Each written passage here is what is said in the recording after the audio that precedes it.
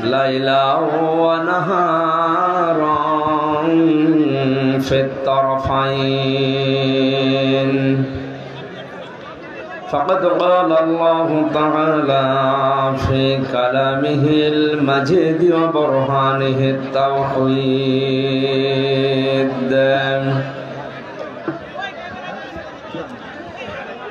জবান খুলে পড়েন আউযু বিল্লাহি মিনাশ শাইতানির রাজিম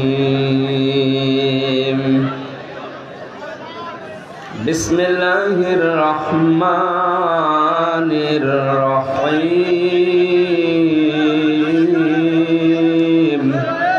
না একটা কথা হলো কিসের বলছি মানুষ আরে যে দ্বারা দাঁড়িয়ে আছেন কি বসেন না কেন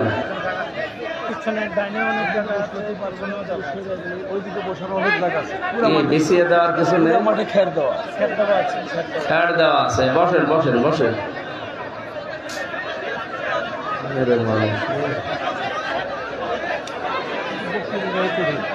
ঠিক আছে 1 মিনিট সময় দিলাম একটু সিরিয়াস যা পারলাম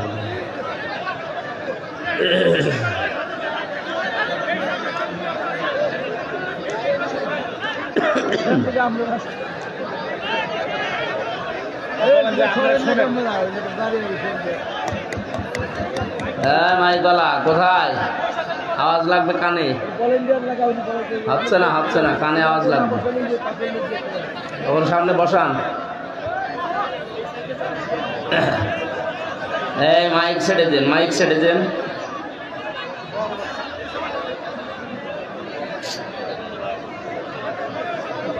আপনারা যদি বসতে না চান দাঁড়িয়ে থাকেন কিন্তু কথা বলবেন না কথা বন্ধ করেন কথা বলবেন না ভাই তাহলে আমি কিন্তু চলে যাব কথা বলেন না ভাই কথাটা বন্ধ করেন এমনিতে দাঁড়িয়ে থাকেন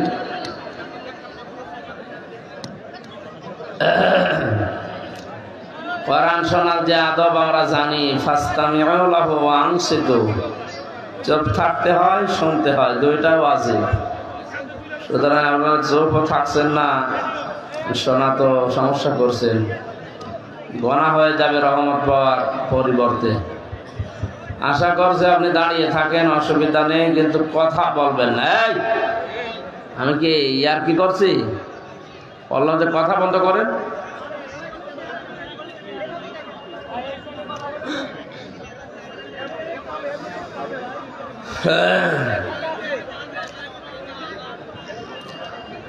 বিসমিল্লাহির রহমানির রহিম হামিম ওয়াল কিতাবিল মুবিন ইন্না আনজালনাহু ফি লাইলাতিন মুবারাকাতিন ইন্না কুন্না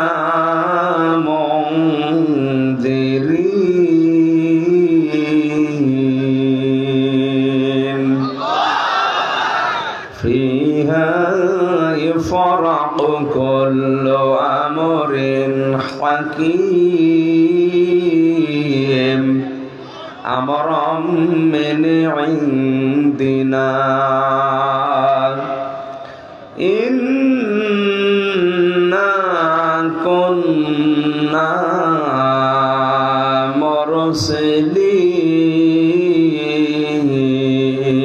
মুরসিলিন সাদাকতা ইয়া রাব্বানা আল্লাহুম্মা সাল্লি আলা সাইয়্যিদিনা মাওলানা মুহাম্মদ ওয়া আলি সাইয়্যিদিনা মাওলানা বালাগাল উলা বিকামালিহি কাশাফাত দুজা বিজামালিহি حسنت جميع خصاله صلوا عليه وآله আলহামদুলিল্লাহ।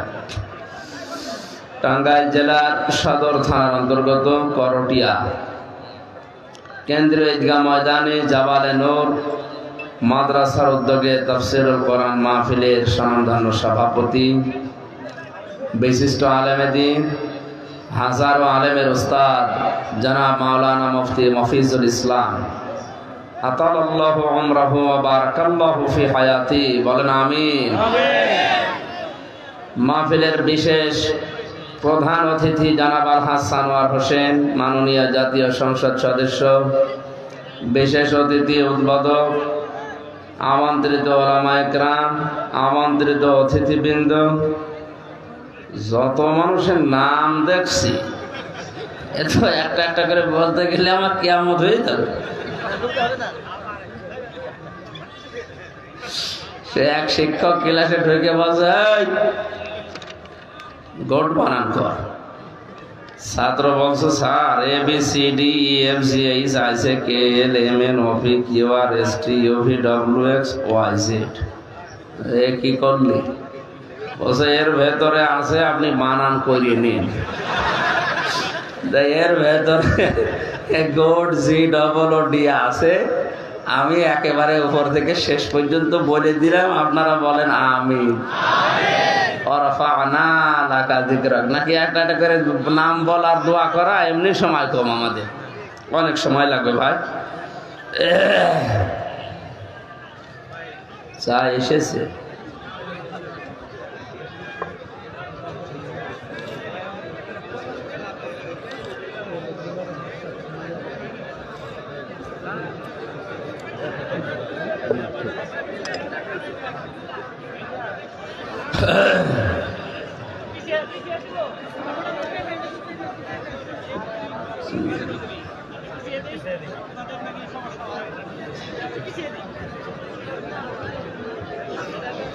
এটা একটু পিছিয়ে দেন তো ভাইয়া, একটু পিছিয়ে দেন, হালকা একটু পিছিয়ে দেন, পিছিয়ে দেন, ধরেন এটা ধরেন, একটু পিছিয়ে দেন। হ্যাঁ, এই দুটো একটু পিছিয়ে দেন, এদিকে লাগবে না, তারপরে একটু পিছিয়ে দেন।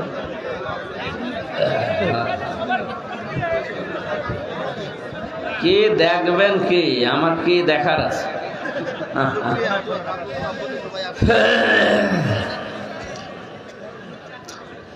দল মত জাতি বর্ণ ধর্ম নির্বিশেষে কোরআনের এই অনুষ্ঠানে যারা ইবাদত মনে করে এসেছি, খুশি হয়ে বলছি আলহামদুলিল্লাহ। এখনো যারা কথা বলছেন দোহাই লাগে চুপ করেন, এমনি ইশারায় কাজ করেন ভাই, গোনা হয়ে যাচ্ছে। এই অনুষ্ঠানটা যদিও একটা ঈদগাহ ময়দানে হচ্ছে, এটা চাটিয়াল ময়দান দেখতে মনে হলেও এই ময়দানের দাম এখন এত বেশি। তিরমিজি শরীফের হাদিস, বিশ্বনবী বলেন, আমি মসজিদে নববীতে প্রবেশ করে দেখি ডান দিকে কিছু মানুষ আল্লাহর কোরআন নিয়ে আলোচনা করছে, বাম দিকে তাকিয়ে দেখলাম কিছু মানুষ আল্লাহর জিকিরে লিপ্ত আছে।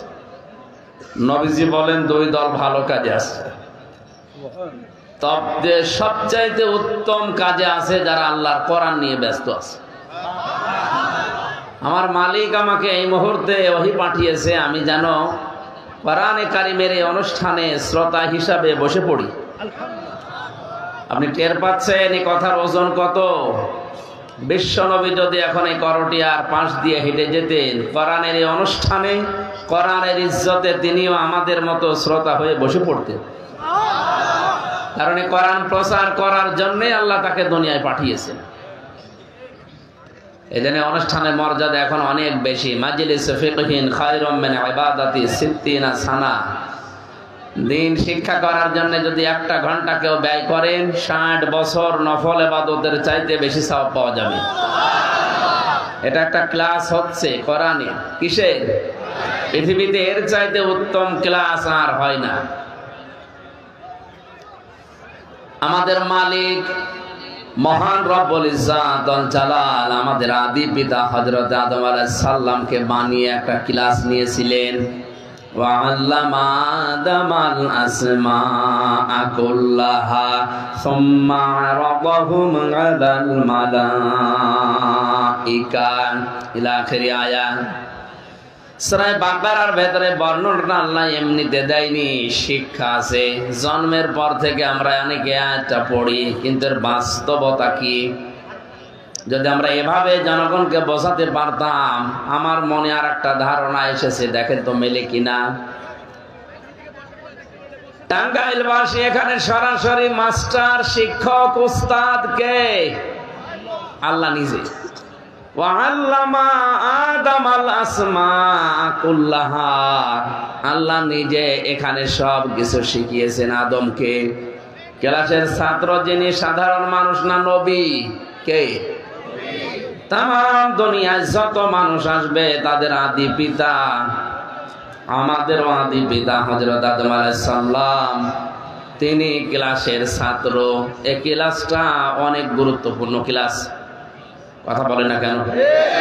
ক্লাস নিচ্ছেন স্বয়ং আল্লাহ নিজে, ছাত্র হচ্ছে নবী,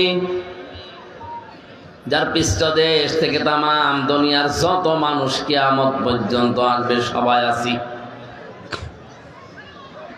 আল্লাহ পাক বলেন, ফেরেশতাদের সামনে আমি বিভিন্ন জিনিসের নাম উপস্থাপন করেছিলাম, একটাও বলতে পারে নাই।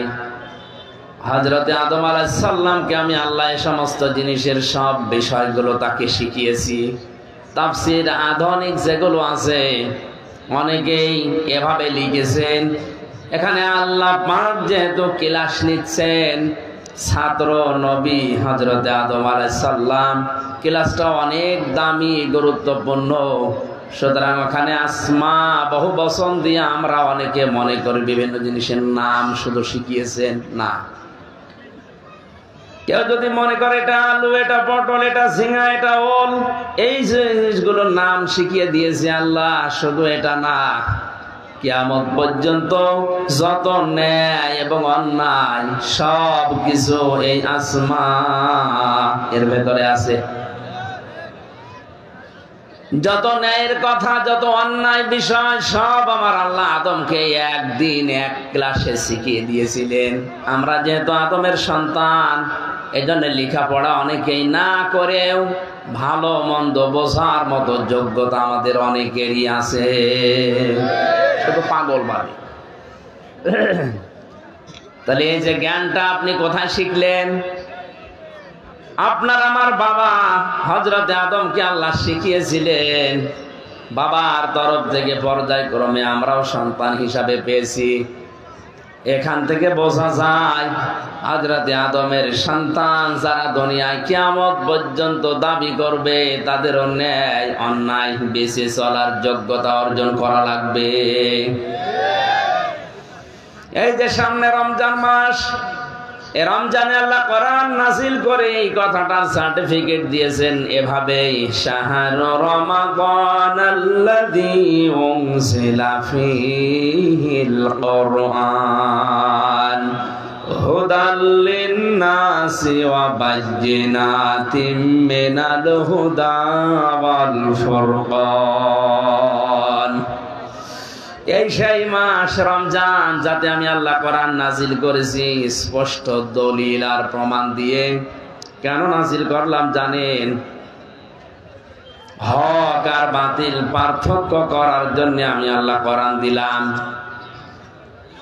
বাংলার মুসলমানেরা ভালো করে মিলান, কোরআন পাওয়ার পর হক বাতিল পার্থক্য করে এখন থেকে বাকি জীবন যে চালাতে পারবে না, ওর কপালে হেদায়েত বলে আর কিছু নেই।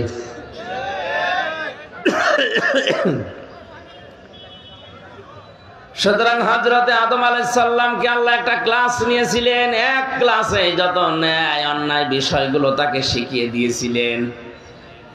আমরা আজকে একটা 45-50 মিনিটের একটা ক্লাস নেব।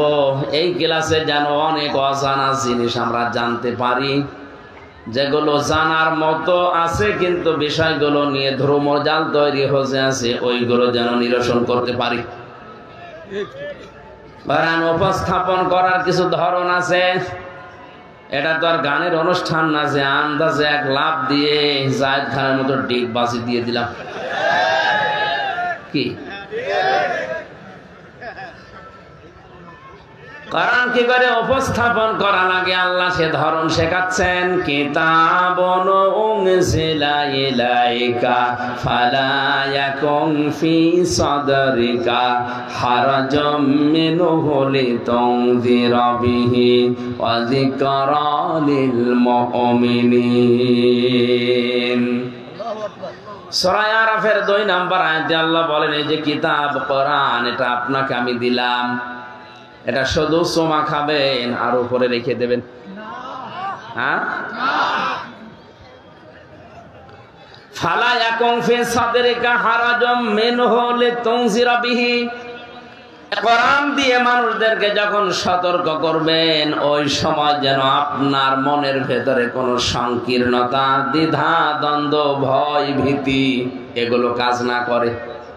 তাহলে কোরআন প্রচার যারা করবে তাদের মনের ভেতরে কোনো ভয় থাকলে চলবে না। এই নির্দেশ দিয়েছে কে? আল্লাহ। হারাজন শব্দটার ব্যাখ্যা 2টা। এখানে অনেক আলেম বসে আছে, তাফসিরে হাক্কানিতে পাবেন। 1 নম্বরে হারাজন মানে হে নবী কোরআন যখন প্রচার করবেন, তাফসির করবেন, দেখবেন অনেক মানুষ আছে আপনার কথা না বোঝার কারণে মন খারাপ করতে পারে। এরকম মানুষ দেশে নেই? আছে। কোরআনে কারীম তাফসীর আকারে করলে যেটা বোঝাতে চান আল্লাহ, ওইটা উনি না বুঝে রাজনীতি মনে করে মন খারাপ করে বসে আছে। আর এইটা বাংলাদেশে এখন বেশি। 2 নম্বর, কোরআন আপনি যখন প্রচার করতে যাবেন ওই এলাকায় হয়তো আবহমান কাল থেকে এমন এমন নিয়ম নীতি অনেকেই ইবাদত মনে করে পালন করে, যেটা আসলে ইবাদত না। কোরআন প্রচার করলে ওইটা টিকবে না, কারণ তাফসীর মানে খুলে ফেলা। তাফসীর মানে কি? আবরণ দিয়ে ঢাকা আছে, আবরণ তুলে ফেলা। ঢাকনা দিয়ে যে চাটা ঢাকা আছে, ঢাকনা তুলে ফেললে বোঝা যাবে ভেতরে কি আছে। তাফসীর করতে গেলে অনেক বানানো নিয়ম নীতি যেগুলো ইবাদত হিসাবে মানুষ চালিয়ে দিচ্ছে ধান্দা করে, ওইগুলো টিকবে না। তখন আপনাকে যারা নিয়ে এসেছিল, আপনার হাদিয়া তোফা নজর নিয়াজ বন্ধ হয়ে যেতে পারে, এমনকি তাড়াও খাওয়া লাগতে পারে। ওইটা হয়তো এই দেশে না। আমার এই ছোট্ট দৃষ্টিতে প্রায় 34টার উপরে আমি দেখতে পাচ্ছি এই দেশে। তার ভেতরে অন্যতম হচ্ছে জিকিরটা। কারণ এই জায়গায় অনেকে দুর্বল হয়ে যায়, মনে করে জিকির আল্লাহর নাম। হ্যাঁ, আল্লাহর নাম জিকির মাস্ট বি, করাই লাগবে। কেউ যদি অন্তরে প্রশান্তি পেতে চায়, আল্লাহ ছাড়া কারো জিকিরে এটা সম্ভব না। এমনকি মনের শান্তির জন্য আপনি ইয়া রাসূলুল্লাহ ইয়া রাসূলুল্লাহ জিকির করতে পারবেন না। জিকির করা লাগবে শুধুমাত্র কার নামে? রাসূলুল্লাহর নামে পড়বেন দরুদ। কি পড়বেন? আমি আগেই বলেছি, কথা না বোঝার কারণে হয়তো অনেকে মন খারাপ করতে পারে, যেন আগে বসেন। 34টার একটা হচ্ছে সূরা আরাফ 9 নম্বর পারার 13 নম্বর পৃষ্ঠা 4 নম্বর লাইনের 180 নম্বর আয়াতে আছে, ওয়ালিল্লাহিল আসমাউল হুসনা ফাদউহু বিহা ওয়াদারুল্লাযীনা ইউলহিদুনা ফি আসমাই। হে নবী, আমি আল্লাহর অনেক সুন্দর সুন্দর নাম আছে, যে নামে ইচ্ছা আপনি আমাকে ডাকেন। আল্লাহর নাম কয়টা? 99টা তো কায়দায় আছে। আমি তাফসীর পড়তে গিয়ে আল্লাহর নাম পেয়েছি 5000। এটা তাফসীরে কাবীরের ভেতরে আছে। আল্লামা ফখরুদ্দিন রাজি রাহমাতুল্লাহ আলাইহি লিখেছেন, আল্লাহ পাক তাওরাতে 1000, জাব্বরে 1000, ইনজিলে 1000, কোরআনে কারিমে আল্লাহ 1000 নাম ডাইরেক্ট ইনডাইরেক্ট ভাবে দিয়েছেন। আমরা অনেকেই খুঁজে পাই না। যে মানুষগুলো আমরা অনেকেই শুধু ওই 99টা নাম জানি, কায়দার পেছনে যেটা লেখা আছে আপনি তাই পড়েন, কিন্তু সাবধান, ওয়াজারুল্লাযীনা ইয়ালহিদুনা ফি আসমাই, এখানে অধ্যক্ষ আছে, এ সভাপতি অধ্যক্ষ, তার মানে অবশ্যই কামেল পাস তো করিছেই, না করলে দিত না। আপনি হিসাব মিলান তো, এলহাদ করে যারা, আল্লাহর নামকে যারা ভাঙ্গা চড়া করে, পরিবর্তন করে ফেলে, উলট পালট করে ডাকে, হে নবী আপনি তাদের সাথে ডাকবেন না। এই আয়াত আমি বানালাম। বলেন। আর সারা বাংলাদেশে প্রায় 48,000-এর উপরে পীর। না, পীর খারাপ জিনিস কেন? পীর শিক্ষক, উস্তাদ, মুআল্লিম। আপনি যেটা জানেন না, ফাসালু আহলা যিকরি ইন কুনতুম লা তা'লামুন, যেটা জানো না যারা জানে তাদের কাছে জেনে নাও। কিন্তু এটাকে, যে জিনিস যত ভালো তার ভেজাল বের হয় তত বেশি। পীর তো ভালো জিনিস, এইটাকে আজ কাজে লাগিয়ে অনেকে দেদারছে, ব্যবসা করে খাচ্ছে।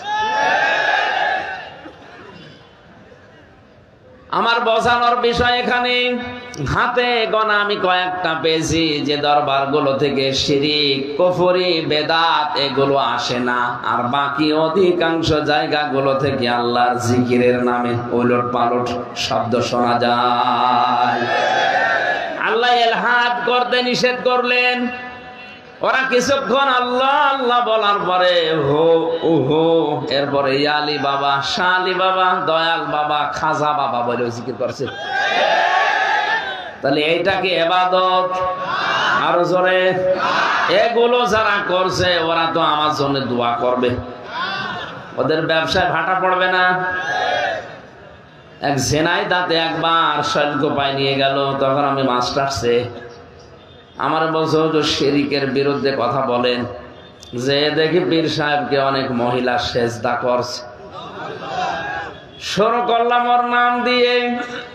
কিছুক্ষণ পরে পীর সাহেব ওখান থেকে চিল্লিয়ে বলছে, ওরে নামা, আমার দরবার গেল। তোর দরবার তো যাবে।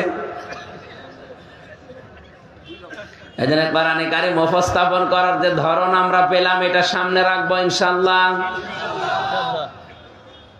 নবীজি জানিয়েছেন, মানিত্তাবাআল হুদা বিগাইরিল কোরআন আদাল্লাহুল্লাহ।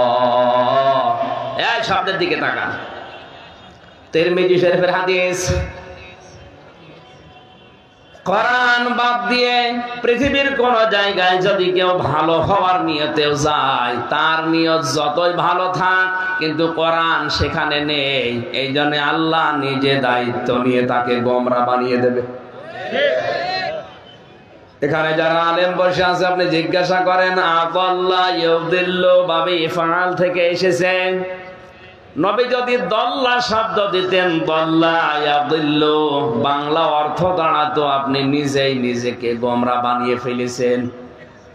বাবে ইফআল থেকে আসার কারণে বাংলা অর্থ দাঁড়িয়েছে, আপনার হয়তো নিয়ত ভালো ছিল, আপনি ভালো হওয়ার নিয়তে গিয়েছিলেন, কিন্তু কোরআন সেখানে ছিল না, এজন্য আল্লাহ নিজে দায়িত্ব নিয়ে আপনাকে আরো খারাপ বানিয়ে দেবে। টাঙ্গাইলবাসী হেদায়েত দেওয়ার একচ্ছত্র মালিকানা হামজার। বলেন নবীজির। কার? আরো জোরে কার? শব্দটা আল্লাহ, আমি আল্লাহ নিজে তাকে খারাপ বানাবো। সুতরাং আজকের এই হাদিস থেকে সিদ্ধান্ত নেওয়া লাগবে, যে সমস্ত দরবারে কোরআন নেই, কোরআনের কর্মসূচি চলে না, ওই দরবারের প্রতিষ্ঠাতা যদি আমার বাবাও হয়, ওই দরবারে আমি নেই। পারবেন? দ্বিতীয় আর একটা কথা বলছি, যেই রাজনৈতিক দলের কর্মসূচিতে কোরআন নেই, কোরআনের নিয়ম কানুন চলে না, ওই দল যদি আমার বাবাও গঠন করে, ওই দলে আমি আজকে থেকে আর নেই।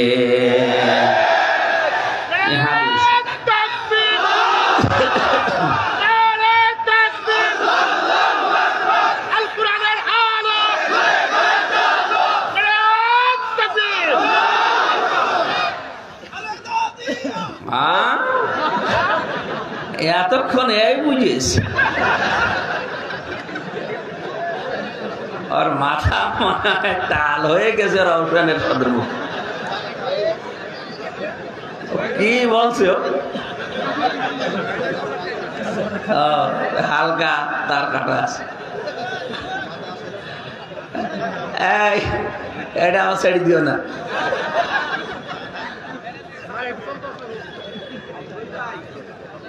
এত আবেগ বেড়ে গেছে, হাত তুলতে বললে ঠ্যাং তুলে ফেলে। ওর স্লোগান দিচ্ছে খালেদা জিয়া, মানে একেবারে একনিষ্ঠ কর্মী। ভাই ভাই একটু বসে। টাঙ্গাইল বাসে কে বললাম হাদিসটা দিয়ে, এই হাদিসটাকে আমি এখন বানালাম। এই কথা বলেন না কেন? ১৫০০ বছর আগের কথা। কোরআন যেখানে নেই ওখানে যদি কেউ ভালো হওয়ার নিয়তেও যায়, আল্লাহ নিজে দায়িত্ব নিয়ে তাকে গোমরা বানিয়ে দেয়। এর বাস্তব উদাহরণ কুষ্টিয়ার লালনের মাজার। আজ হাজারো মানুষ এই এলাকা থেকেও যায় ভালো হওয়ার নিয়তে, ফল দাঁড়ায় কি? ওখানে কোরআন নেই, কোরআনের কর্মসূচি নেই, আছে শুধু গাঁজা। আমার তো মনে হয় সারা দেশ খুব গড়ি গড়ি আর কয় মন গাঁজা পাবেন, তার চাইতে বেশি পাওয়া যাবে দরবারে। পুলিশে পাহারা দিয়ে গাঁজা খাওয়ায়, বলেন সুবহানাল্লাহ। এখানে তো মানুষ ভালো হওয়ার নিয়তে যাচ্ছে, যাওয়ার পরে ফল কি? আগে বিড়ি খেত না, এখন বিড়ি খাচ্ছে। আগে দাড়ি কাটতো না, এখন দাড়ি কেটে ফেলিস। আগে গাঁজা কি চিনতো না, এখন আসর বসিয়ে গাঁজা খাচ্ছে। কথা বলেন ঠিক কিনা? যারা সিদ্ধান্ত নিয়ে ফেলেছেন যে কোরআন যেখানে নেই, ওই দল যদি আমার বাবাও প্রতিষ্ঠাতা হয়, আমি ওখানে আর নেই। এ ওয়াজ তো যদি সঠিকভাবে মেনে নিতে পারে, বাংলাদেশে ইসলাম চলে আসার কথা। হাত যারা তুললেন, হ্যাঁ বলে জবাব দিলেন, এ কথা ঠিক থাকবে তো নাকি এখান থেকে বের হয়ে গেলে আগে যা ছিল তাই? সুলাইমান নবী একবার জিনদেরকে বললেন তোমরা একটা মসজিদ তৈরি করো। ওরা মসজিদ বানানোর পরে আবার ভেঙে ফেলিস। হযরতে সুলাইমান আলাইহিস সালাম এসে দেখে মসজিদ ভাঙা। ডাক দিয়ে বলে, আল্লাহ ফেরেশতা কই? জিনেরা মসজিদ বানিয়ে দেয় বলেছিলাম, কোথায়? জিনেরা বলে, হুজুর আমরা বানিয়েছিলাম, আপনি তো বলেননি যে মসজিদ বানানোর পরে কি করা লাগবে। চিন্তা করলাম কাজ কাম যখন নেই আবার ভেঙে ফেলি। কি শুরু করেছে মানুষের আচরণ করে, দাঁড়িয়ে ডিস্টার্ব করছে মানুষকে, আবার কথা বলছে।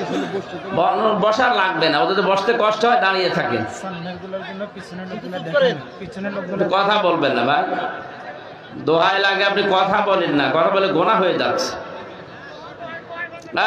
বসেন তো, যারা আছে পেটে একটা লাঠি নিয়ে দাঁড়ান, যারা বসতে চাবেন বসিয়ে দেন, পিটিয়ে দেন। 10 সেকেন্ড সময় দিলাম, বসান, আগে বসান। এত ডিস্টার্ব করলে হয় না। এই 22-23টা লোকে ঝামেলা হচ্ছে।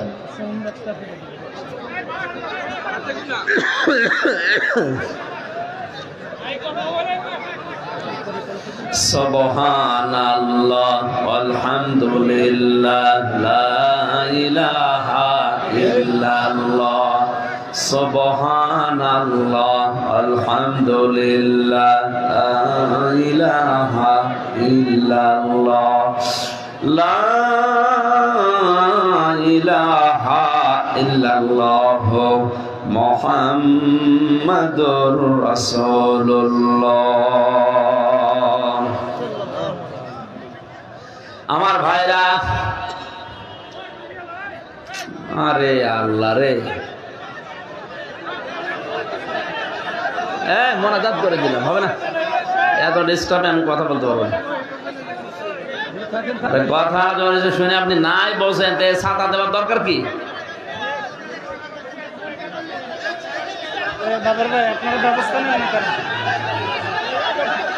এত হাজার হাজার ভলেন্টিয়ার আপনাদের কি করছে কি তারা? এই মানুষগুলো একটু বসাতে পারছে না।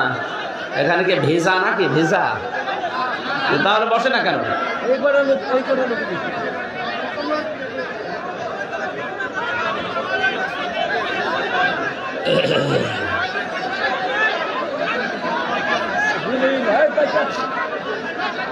এই এখানকার এই চেয়ার গুলো সরান তো। এক কথা তাড়াতাড়ি করো, ওটো ওটো ওটো চেয়ার গুলো ফেলে দাও, যাও তাড়াতাড়ি যাও। এই ক্যামেরার পেছনে যা চেয়ার আছে সব চেয়ার এদিকে দিয়ে দিন, দেন দেন দেন, দিয়ে ওখানে বসেন। এই ছেলে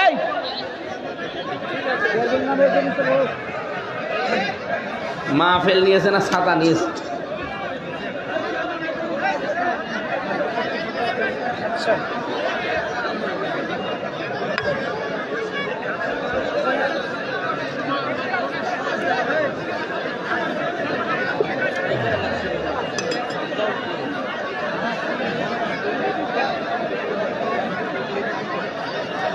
তাড়াতাড়ি করেন, একটা চেয়ার বের করে দিতে এত সময় লাগছে। দেন দেন, দিয়ে ওখানে বসেন।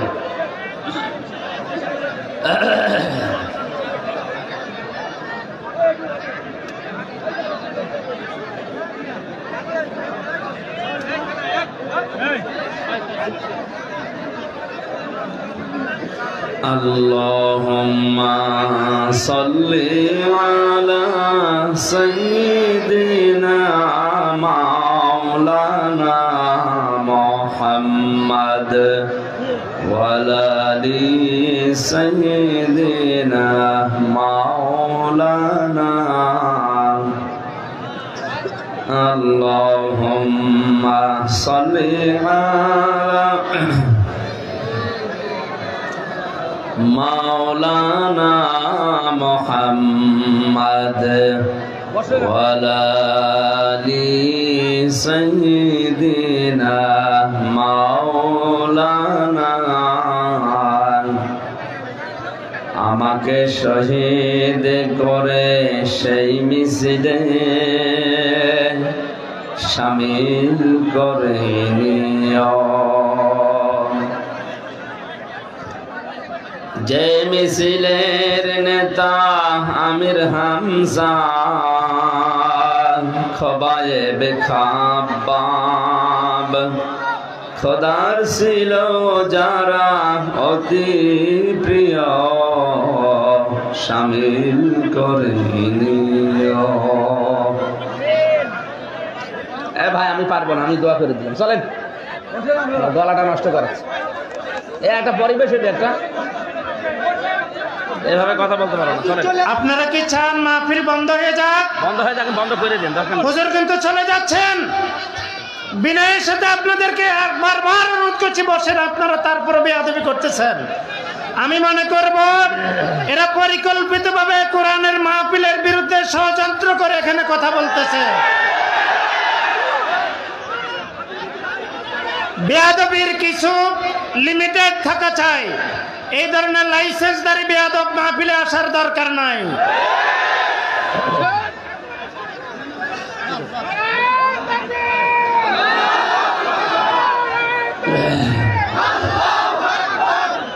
সুবহানাল্লাহ আলহামদুলিল্লাহ লা ইলাহা ইল্লাল্লাহ। সুবহানাল্লাহ আলহামদুলিল্লাহ লা ইলাহা ইল্লাল্লাহ। স্টেজে যে যারা যুবক মানুষ এরা কি করছে, এখানে কি করছে, ওইগুলো থামানো যায় না? হ্যাঁ, বদনামে যে কালকে এরা এটা ছড়িয়ে দেবে, দেখেন এগুলোকে মানুষ মনে করছেন, এদের কালকে ছড়িয়ে দেবে। ভালো কথা তো একটা ছড়াবে না, এই যে গ্যাঞ্জাম চলছে এটা ছড়াবে, গায়ে 2 মিনিট 3 মিনিট ছড়াবে, আর এই যে টাঙ্গাইলের বদনাম হবে। মনে করবো ওই জেলার মানুষ এরকম বিয়াদবি।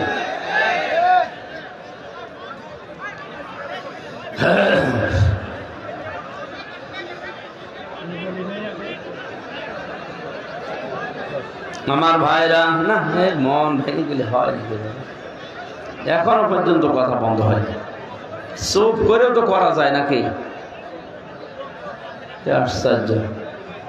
দিনের বেলা তো করলাম, কই এত আওয়াজ, তো এত আওয়াজ হয়নি তো এই জায়গায়।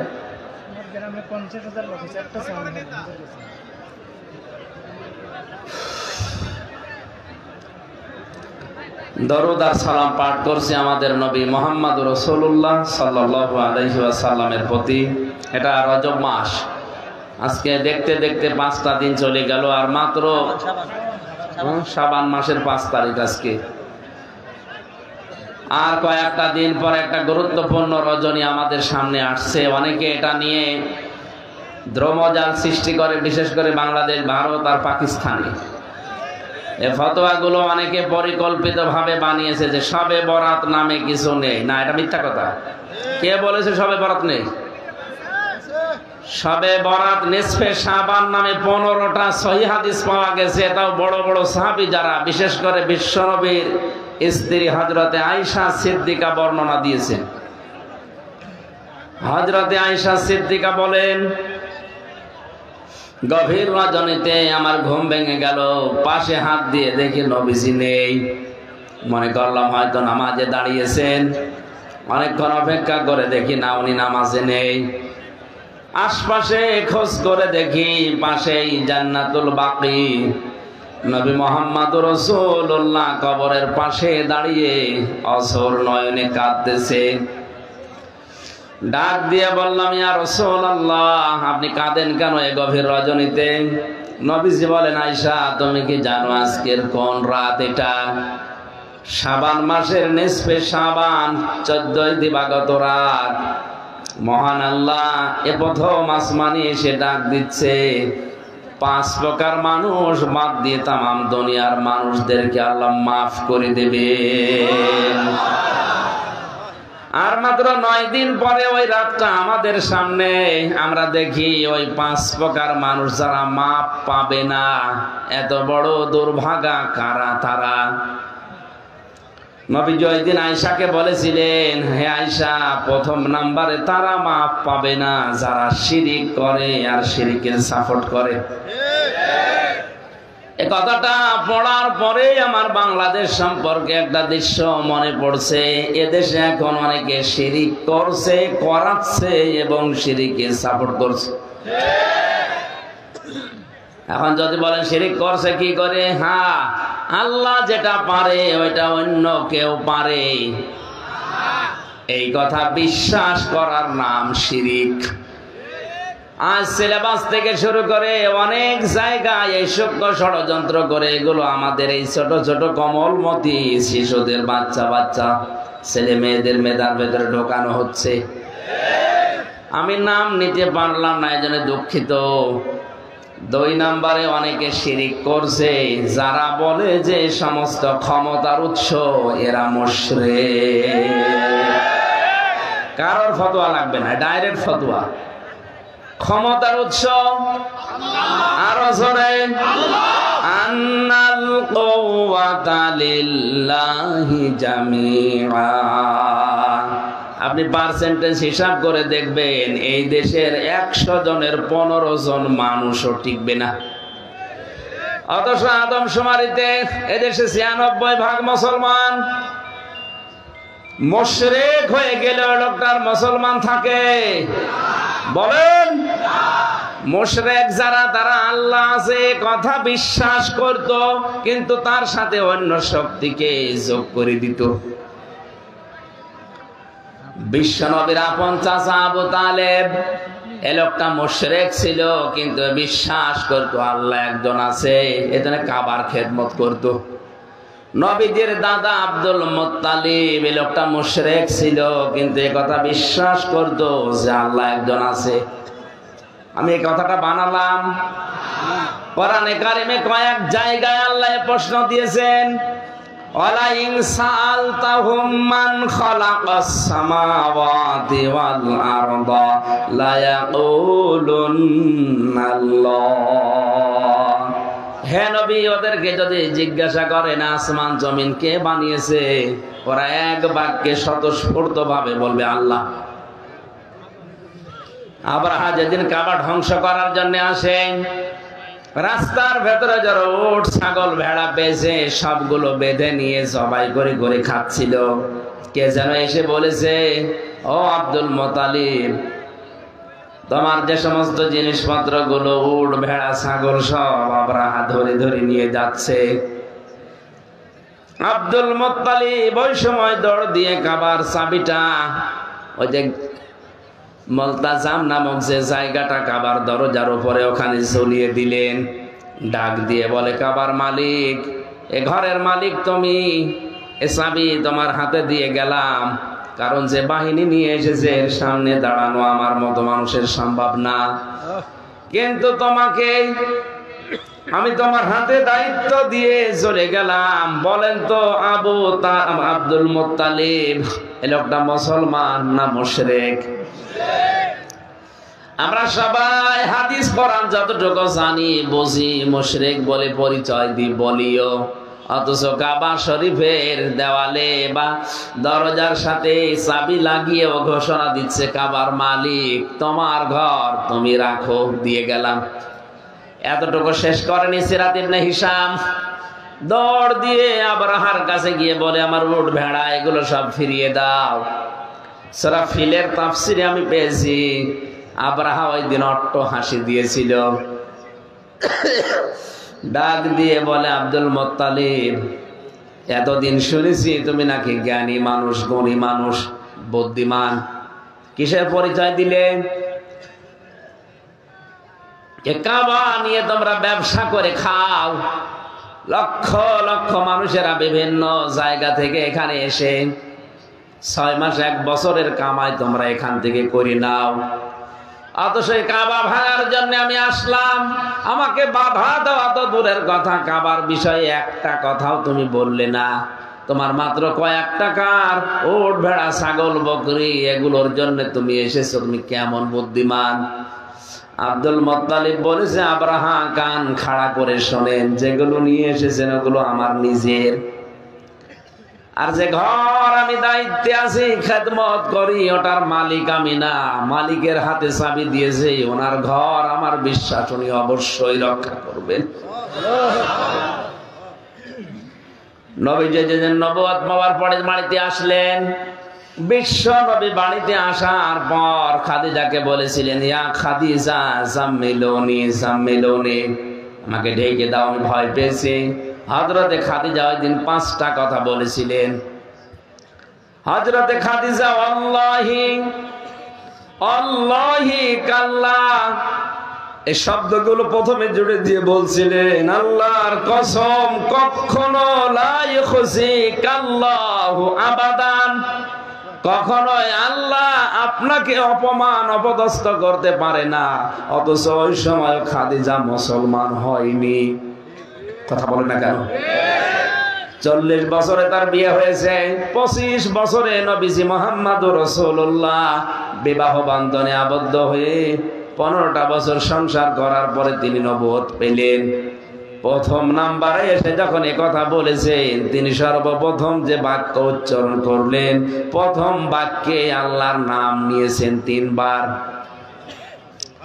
আপনি হিসাব করে দেখেন, আল্লাহি কাল্লা লা ইখজিকাল্লাহু আবাদান, 3 বার তিনি বললেন আল্লাহর কসম কখনো না, আল্লাহ কখনো আপনাকে অপমান অপদস্থ করতে পারে না।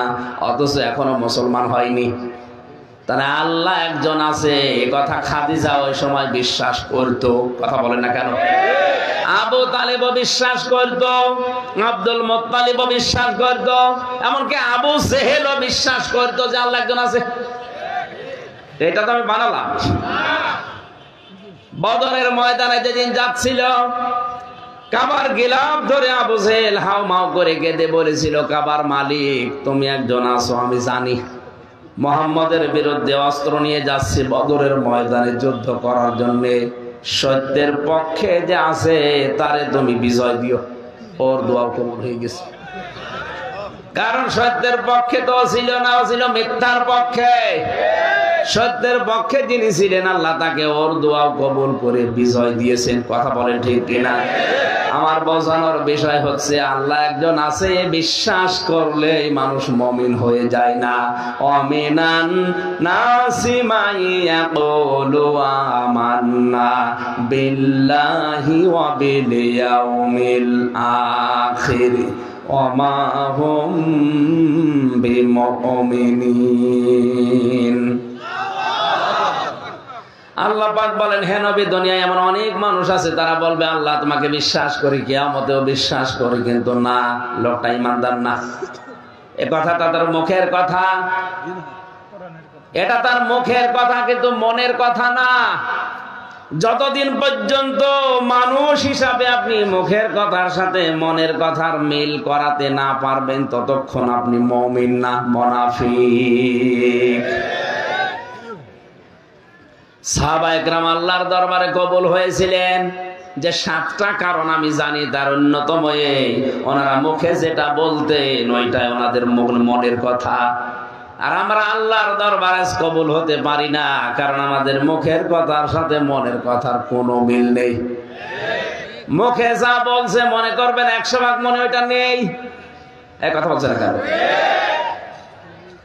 সেদিন চট্টগ্রাম থেকে আসার সময় এক নেতা পাশে বসেছিল, আফসোস করে বলছিল যে হুজুর, জীবনে আর কত মিথ্যা কথা বলবো, আমি আর পারছি না।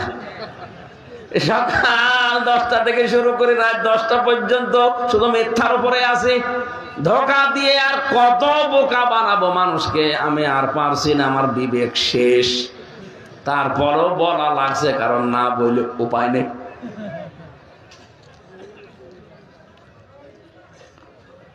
আমার ভাইরা, আমার কথা বোঝানোর বিষয় হচ্ছে, শিরিক করার জন্য অনেককে বাধ্য করা হচ্ছে, আর অনেকেই বুঝে না বুঝে শিরিকে সাপোর্ট করছে।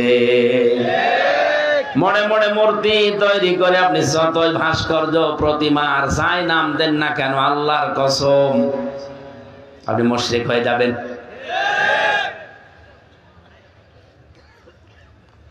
নরেন্দ্র মোদীর নাম আমরা শুনেছি, তাকে আসতে দেওয়া হয়েছিল না, এই জন্য হাজার হাজার আলেম এদেশে জেলে ছিল। যে কয়টা কারণে আলেমরা বাধা দিয়েছিল আমি পেয়েছি তার 5টা। অন্যতম, গুজরাটে মুসলমান হত্যাকারী, ভারতের এই যে জাতীয়তা কেড়ে নিয়ে এনআরসির নামে হাজার হাজার মুসলমানদেরকে তাদের অধিকার থেকে বঞ্চিত করে দেশ থেকে তাড়িয়ে দেওয়ার যে সিদ্ধান্ত। 3 নাম্বার, আল্লাহর ঘর বাবরি মসজিদ ভেঙে ফেলা। কাশ্মীরের মুসলমানদের প্রায় 50 লাখের মতো মানুষ, 50,000-এর মতো মানুষ হত্যা করার পেছনে প্রত্যক্ষ। 5 নম্বরে যেটা বেশি, সর্বশেষ, আল্লাহর কোরআনের 26টা আয়াত বাদ দেওয়ার জন্য কোর্টে মামলা হয়েছে ভারতে। বাংলার আলেমরা এই কারণে বলেছিল না, এত বড় বড় বিশাল 5টা জিনিসের সাথে বিশেষ করে আল্লাহর কোরআনের 26টা আয়াত যারা বাদ দিতে চায় তারা এখানে আসতে পারবে না। এতটুকু ধোয়া দিয়ে হাজারো আলেম এখনো পর্যন্ত জেলে আটক আছে। এরা তো এদের ইমান বাঁচানোর তাকিদে শিরিক আমি করব না, শিরিক যে করবে তাকে আমি সাপোর্টও করব না। এটা শব্দটা এত কঠিন শব্দ, নবীজি বলেছেন তোমাকে কেউ যদি শিরিক করাতে বাধ্য করে তুমি জীবন দিয়ে দাও, যদি কেটে কেটে টুকরা টুকরা করে আগুনে ফেলে দেয়, পানিতে ফেলে দেয়, পুড়িয়ে ফেলে, ছাই হয়ে যাও, তারপরও শিরিক করবা না। এত বড় বড় গুরুত্বপূর্ণ রজনী, এই সবে বরাত বলেন, সবে মেরাজ বলেন, সবে কদর বলেন, যত বড় বড় গুরুত্বপূর্ণ রাত হোক, শিরিককারী যারা এদের মাপ নেই, এক্ষুনি তওবা করা লাগবে, জীবনে আমরা আর শিরিকে নেই। 2 নম্বরে আল্লাহ মাফ করবে না অবাধ্য সন্তান যারা পিতামাতার। আর সিলেবাসের ভেতরে যেগুলো দেওয়া হচ্ছে মা বাবার বাধ্য হওয়ার জন্য, সেরকম পড়া 1 থেকে মাস্টার্স পর্যন্ত আমরা পাচ্ছি না। এই জন্য আজ হাজারো সন্তান লেখাপড়া করছে ঠিক, মাস্টার্স পাস করার পরে মার বাবাকে রেখে আসছে বৃদ্ধাশ্রমে। রাঙ্গামাটির এক কলেজের অধ্যাপক মাহফিল শেষ করে লঙ্গতে থেকে আসার সময় উনি দেখি আমার বলছে, হুজুর দেখবেন বৃদ্ধাশ্রম কেমন, চলেন দেখি। যে দেখি কাঁদতেছে কলেজের অধ্যাপক। ওর মা বলছে, বাবা আমি যখন মারা যাব তুই আমার মাথার উপরে ফ্যানটা পাল্টিয়ে দিবি। মা বলছে, মা, ছেলে বলে, মা তুমি তো মারাই যাবা, তখন আবার ফ্যান পাল্টিয়ে করবো কি? মা চোখের পানি ফেলে দিয়ে বলে, সন্তান আজ 3 মাস আমি এখানে আছি, এ ফ্যানটা চলে না। কর্তৃপক্ষকে বলেছিলাম, ওরা আমার কথা গুরুত্ব দেয় না। তুই টাকা পয়সা তো পাঠাস না, এজন্য ওরা আমার সেবা যত্ন করে না। তা আমি 3 মাস এখানে থেকে যেটা বুঝতে পারলাম, তুই আমার সাথে যা করলি কিছুদিন পরে তোর ছেলে এইটা করবে। তোমার ফ্যান ছাড়া ঘুম আসে না, তোর কষ্ট হবে, এই জন্য আগে থেকে তোরে সতর্ক করলাম। ওই অবস্থায় দেখি ওর মা মারা গেল, ওর হাতের উপরে হাও মাও করে কেঁদে ফেলেছে। আমার বলছে, হুজুর এ দোষ শুধু আমার একা না, এ দোষ আমার বোর। ওই বেটি বারবার আমাকে ফসলা যে বুড়ি যদি বাড়ি থাকে তোর ভাত আমি খাবো না। শেষ পর্যন্ত আমার 2টা সন্তান আছে, তাদের মুখের দিকে তাকে আমি কিছু বলতেও পারি না, তালাকও দিতে পারি না, যে ছেলে মেয়ে দুটো কি হবে। বহু কষ্ট করেছিলাম, কিন্তু 3 মাস আগে আর পারি নাই, বাধ্য হয়ে রেখে গেছি এখানে। শেষ পর্যন্ত আমার মা আজকে মারা গেল, দুনিয়াতে এখন আমার নাম ধরে ডাকার মতো আর কেউ নেই। ও টাঙ্গাইলের মা বোনেরা এসেছেন কিনা আমি জানি না, শুধু নামাজ পড়া রোজা করার কালো বোরকা পরেই মনে করছেন আমি জান্নাত পেয়ে বসে আছি। না, স্বামী যেটা পছন্দ করে ওটা যদি জায়েজ হয়, অবশ্যই আপনাকে জীবন থাকতে মেনে নেওয়া লাগবে। এখানে আমি সহ যত স্বামী বসে আছে, প্রত্যেকটা স্বামী, আমি সবার পক্ষ থেকে বলছি, প্রতিটা স্বামী পছন্দ করে, চাই যে আমার বিয়ের পরে যেন আমার মা বাবা আমার সাথে থাকে। কারা কারা স্বামীরা চান হাত তোলেন তো। বিয়ে না করে হাত তোলার দরকার নেই, বিয়ের করা যায়, ঠিক আছে। সম্মানিত মা বোনেরা, তাকান আপনার স্বামী হাত তুলেছে কিনা।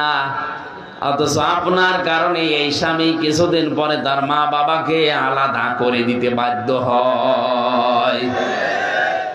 আপনি জান্নাত যেতে পারবেন না শুধু নামাজ পড়ে রোজা রেখে কালো বোরকা পরে না, মা বাবার সাথে, শ্বশুর শাশুড়ির সাথে নিজের মা বাবার মতো আচরণ করা লাগবে। আমি জামাই একজন, আল্লাহর কসম কোরআনে কারীমকে সাক্ষী নিয়ে বলছি, আমি আমার শ্বশুর শাশুড়িকে যে নজরে দেখি, আমরা যারা জামাই আছি শ্বশুর শাশুড়িকে যেই নজরে যেই মহব্বতে আমরা দেখি, বউগুলো যদি আজ বাংলাদেশে ওই নজরে দেখতো, কোনো পরিবারে কেউ সন্তান আলাদা হতো না। আপনি মনটা উদার করেন না কেন? নবীজি জানিয়েছেন, কোন স্ত্রী যদি চায় যে তার স্বামী আরো বেশি দিন বেঁচে থাক, স্বামীর সন্তান, স্বামীর সম্পদ, স্বামীর মান ইজ্জত বেড়ে যাক, সে যেন 2টা কাজ করতে বলে স্বামীকে। 1 নম্বরে যেন সব সময় বলে, স্বামী নিকট আত্মীয় যারা আছে, রক্তের সম্পর্ক, এদের খোঁজ খবর বেশি করে রাখো। আর মা বাবা যতদিন আছে অন্তত খেয়ে হোক না হোক তাদের সম্মান করে চলো, এটা হাদিস। অথচ অনেক স্ত্রী এই 2টাই চাই না। নিজের আত্মীয় স্বজন আসলে স্বামীকে দিয়ে মরণের বাজার করায়, আর স্বামীর বাড়ি থেকে কেউ আসলে ওর আগেই মন খারাপ হয়ে যায়। কথা বলেন না কেন? আমার তো মনে হচ্ছে শুধু ওই কলেজের অধ্যাপক না, এখানে হাজারো সন্তান এরকম বসে আছে, যারা মুরব্বী আছে, এরা ওদের সন্তান আর বেটার বোর কাছে ওই রকমই। সবে বরাতে আপনি মাপ পাবেন না, মা বাবার অবাধ্য হওয়া যাবে না। হ্যাঁ, দুনিয়া একদিকে চলে যাক। হযরত ইব্রাহিম নবীর কথা মতো কিন্তু তার সন্তান ইসমাইল বউ বাদ দিয়েছিল। এরকম সিচুয়েশন যদি হয়ে যায়, তাহলে মা বাবার মন রক্ষা করতে জায়েজ পন্থায় বউ বাদ দেওয়া যায়। কোরআনে আমি ব্যাখ্যামূলক শব্দ যত পেয়েছি, সবচেয়ে বেশি পেয়েছি মার বাবার পক্ষে। কোন জায়গায় আল্লাহ ব্যাখ্যা দিয়েছেন 3টা, 5টা, 7টা, 9টা, 11টা, 17টা, 21টা। এত ব্যাখ্যা আমি কোন নামে পাইনি, শুধু মার বাবার নামে আল্লাহ কথা বলতে গেলে নিজেই ব্যাখ্যা করছেন। কারণ আল্লাহ নিজে জানে যে আমার পরে সবচাইতে হামজার পেছনে শ্রম দিয়েছে ওর মার বাবা। আল্লাহর শব্দের ধরন দেখেন, واخفض لهما جناح الذل من الرحمة এখানে যারা আলেম আছেন তাদেরকে বলছি, আল্লাহ পাক বলেন অখফিদ, খফজন শব্দের শাব্দিক অর্থ হচ্ছে ডাউন, ফল করা। ডাউন, শুধু ডাউন করবেন না, ফল করে দেন। জানাহন মানে ডানা, জিল্লন মানে নম্রতা বা ছায়া, দুইটা অর্থ আছে। মিনার রহমা, দয়া। আল্লাহ পাক বোঝাতে চেয়েছেন তোদের ডানার যে রহমতের ছায়া আছে এটা মা বাবার জন্য বিছিয়ে দেওয়ার পরে ফল করে দিবি। আমার প্রশ্ন হচ্ছে, দুনিয়ায় মানুষের ডানা হয়? কথা বলেন এখন। ডানা হয় কার? পাখির কাছ থেকে আল্লাহ আওলাদ করে নিয়ে আসলেন। বালাগাত মান থেকে একটা চ্যাপ্টার আছে, পাখির কাছ থেকে আল্লাহ ডানা হাওলাদ করে আমির হামজাকে আল্লাহ লাগিয়ে দিলেন। কেন? আমার কি ডানা নেই? আমার তো হাত আছে, হাত দিয়ে আল্লাহ উদাহরণ দিলেন না কেন? কারণ হাতের ভেতরে পর নেই, পালক নেই। পাখির ডানার ভেতরে পর আছে, পালক আছে, যেটা মোলায়েম, নরম, সফট, কোমল। কথা বলেন না কেন? পাখি শুধু ডানা এভাবেই করে না, ডাউন করার পরে ফল করে দিতে পারে। তখন ওই বাচ্চারা ওর নিচে গিয়ে চিচি করে আওয়াজ দিয়ে একটা অনির্বচন সুখ অনুভব করে। আল্লাহ যেন বোঝাতে চেয়েছে, হামজা তোর মা বাবা জীবিত অবস্থায় তোর সাথে যতদিন আছে ওরা যেন মনে করে আমার হামজা থাকতে আমাদের আর চিন্তা নেই। ও বাংলার মুসলমানেরা, আমরা যারা সন্তান আছি আমাদের মা বাবারা কি এরকম মনে করতে পারছে? আজ পারছে না। যে সমস্ত কারণে, তার অন্যতম কারণ আমার বউ। কথা বলেন না কেন? আজ 100টা পরিবারের প্রায় 90টা পরিবারে বৌমারা নামাজও পড়ে, রোজাও রাখে, হজও করে, যাকাতও দেয়, দান সাদগাও করে, বোরকাও পরে, কিন্তু মা বাবার সাথে আচরণটা খারাপ করার পরে ওদের নিজের আমল সব নষ্ট করে ফেলছে। পৃথিবীর প্রত্যেকটা জিনিস ভেঙে যায়, আমলও মানুষের ভেঙে যায়। এই যে অজু করলে 7টা কারণে অজু ভেঙে যায়, নামাজ পড়লে 19টা কারণে নামাজ ভেঙে যায়। কথা বলে না কেন? আপনি যে আমল আখলাক গুলো আছে, আমল করেন, কাজ করে জান্নাত পাবেন, আমল করছেন, আমলও কিন্তু 2টা কারণে ভেঙে যায়। নবীজি বলেছেন, কোন মানুষ যদি এই চিন্তা করে যে আমার আমলগুলো কবুল হচ্ছে কিনা আমি দেখতে চাই, সে যেন লক্ষ্য করে তার আচরণ মানুষের সাথে কেমন। তার আচরণটা যদি ভালো হয়, মুআমালাত মুআশারাত যদি ভালো হয়, সে যেন বিশ্বাস করে নেয় যে আমার পেছনের ইবাদত কবুল হয়ে গেছে। জোরে বলেন সুবহানাল্লাহ। নবীজি বলেছেন কোন সময়? ফামান সুহসিহা আনিন নারি ওয়া উদখিলাল জান্নাতা ফাজ। সূরা আলে ইমরান 185 নম্বর আয়াতের মাঝের অংশে আছে, আল্লাহ পাক বলেন ওই লোকটার জীবন সফল যাকে আস্তে আস্তে করে জাহান্নামের কাজগুলো থেকে বাঁচিয়ে জান্নাতের কাজের দিকে আমরা এগিয়ে দেই। বাবা যারা আছে, আমি সহ প্রত্যেকে জানো অন্তত এই যে রাত আসছে, রাতে মাফ পাওয়ার মতো আচরণ করি। 3 নাম্বার, আল্লাহ মাফ করবে না তাদেরকে যারা বুড়ো জিনাখোর। কারা? বাংলাদেশে এটা এখন বাড়ছে। হ্যাঁ, কথা বলা লাগবে। আজ কত হোস্টেল থেকে, কত রুম থেকে, কত অফিস থেকে, এমনকি কত এমপি হোস্টেল থেকেও মহিলাদের কান্নার আওয়াজ পাওয়া যাচ্ছে। মেয়েটাকে এমনি কান্নাকাটি করে। আমি নিচে আর নামলাম না। 4 নাম্বারে যারা সুদ খাবে, 5 নাম্বারে যারা ঘুষ খায়। আমার তো এই 3 বছরের জেলের অভিজ্ঞতা, যেটা কোর্টে গেলে কোর্টের ইট পর্যন্ত ঘুষ চায়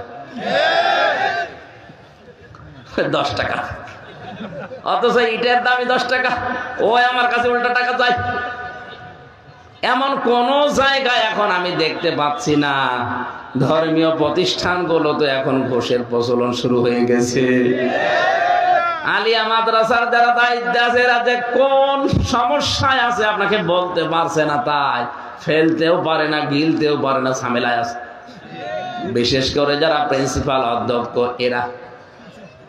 এরা মনে হয় একেবারে পুলসিরাতের উপরে দাঁড়িয়ে আছে। ইমান নিয়ে টিকে থাকে কত কঠিন হয়ে দাঁড়িয়েছে এখন। মসজিদে ইমামতি করার জন্য এখন ঘুষ দেওয়া লাগছে। কুষ্টিয়াতে একটা মসজিদ আছে, আমি নাম নিলাম না, জেলে যাওয়ার আগে ঘটনা শুনেছিলাম। ওনার ভাগিনা হচ্ছে একজন আলেম, যে বলছে মামা আপনি তো বড় দায়িত্বে আছেন, এত বড় মসজিদ, সরকারি বহু টাকা বেতন দেবে, আপনি আমারে লাগিয়ে দেন। মামা বলছে ভাগিনা কিছু করা লাগবে না, তুই আমারে মিষ্টি খাওয়ার টাকা দিস।